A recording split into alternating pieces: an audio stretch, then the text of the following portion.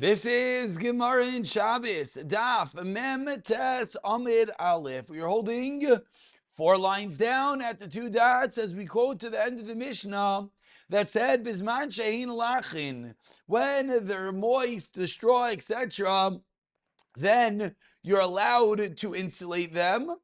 Then you're not allowed to use them for Atamana. But when they are dry, then you're allowed to. So asks the Gemara, Yibayalu lachin machmatz atzman, oidilma lachin machmatz davar acher.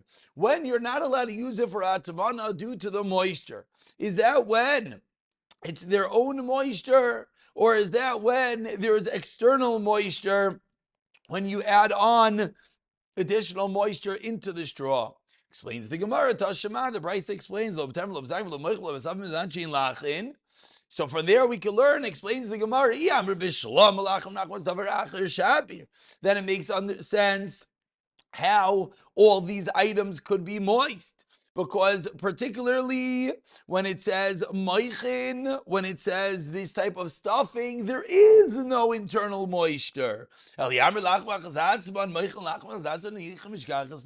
When is there ever such a case of moichin having its own moisture? Explains the Gemara, Mimarta debeni atmi. It's referring to the wool pluckings between the thighs of the sheep. That type of moichin could have its own internal moisture. Says Gemara, okay, let's try another ayah. But the Tani Rabbi Yeshia, time the you're allowed to do atamana with dry clothing, with dry produce. Now with moist clothing, now with moist produce. So what's their case that clothing can have its own moisture? Says Gemara, no. Again, mimarta debeni atvi, referring to not clothing but type of material between the thighs of the animal, and that as well would have internal moisture. The Gemara does not have a teretz, and the Gemara leaves it at that. And we continue with the Mishnah. Says the Mishnah, time then biksos ubepeiros, you can do atamana biksos with clothing, ubepeiros, and inside fruit, bekanfei yoina, with dove's feathers, minister shel charashim, carpenter sawdust, ubenisar shel pishtan, daka, fine flax combings. Rav Yehuda Iser bedaka umatir begasa. Rav Yehuda differentiates and says if it's daka, if it's fine ones, then it's aser. If it's gasa, if they're more coarse, then it's mutter. And obviously the difference we're going to discuss. Says the Gemara, Amar Rav Yanai. Once we discuss kanfei yoina, says Rav Yanai, a related but completely different din. Tefillin tzrichin guf naki, kelisha bal kenafayim. Tefillin needs a clean body like Elisha bal kenafayim. Says Gemara, what is this? Firstly, what's the guf naki that we're referring to, and then we'll explain what's Elisha bal kenafayim. Yes, Rav Amar Shleisha, you cannot sleep in the tefillin. What does this mean? 4 lines into the Gemara about smacking middle of the Amid. The first line is Amai. Why were you calling Elisha bal kenafayim? Says the Gemara, a fascinating story. One time, Yisrael, they made a gzeira shekola miniach tefillin yinakru es moichai. Anyone who put on tefillin would have his brain cut out. Quite a dreadful decree. Elisha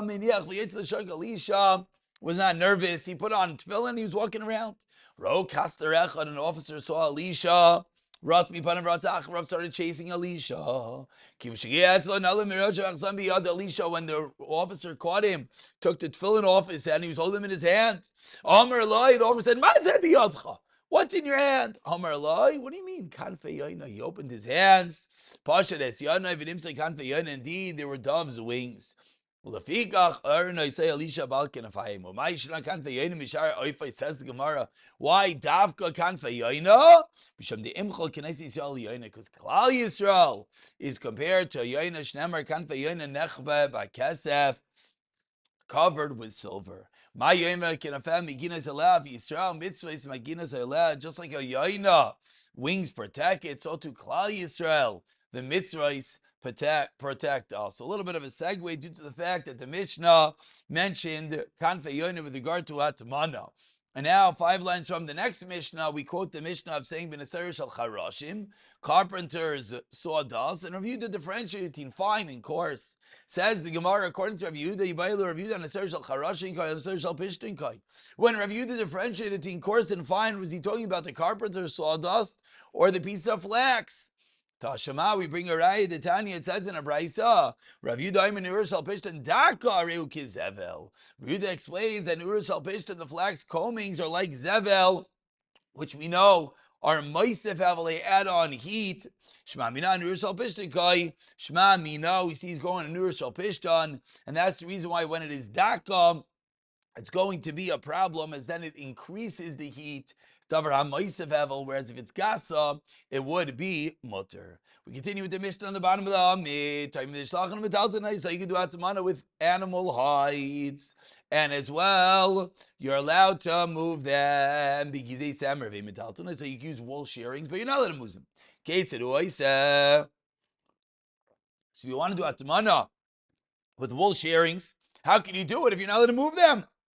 Says the Gemara, Noitel as keys, so you take off the cover, they knife lice, and they fall off by themselves. You're not actively moving muksa, you're moving something else. Tilto minatzad, l'tzarech davar hamuter, for the sake of the pot, and therefore the fact that the wool shearings will fall off is not a problem.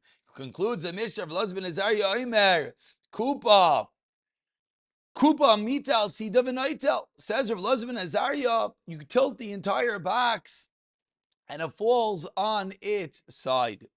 Says Rav Elazar ben Azariah, because why? Because you might take the pot out and you're not going to put it back in because it's muksa over there. You're allowed to take it out and even put it back in. So we're going to start with the first part of the Mishnah. Yosef Yonasan ben Achinai, Yonasan ben Elazar, Yosef Chanina ben Chama Gabayu v'kami bayil. Shlachet shal ba'al bayisanan. What does the Mishnah mean that you're allowed to do atamana and shlachin and move them? The first line of the Mishnah, is it shlachin shal balabayis? Is it the hides of a balabayis? And this is going to be a lengthy discussion. Let's pick it up from after the Mishnah, Mirz Hashem, in the next year.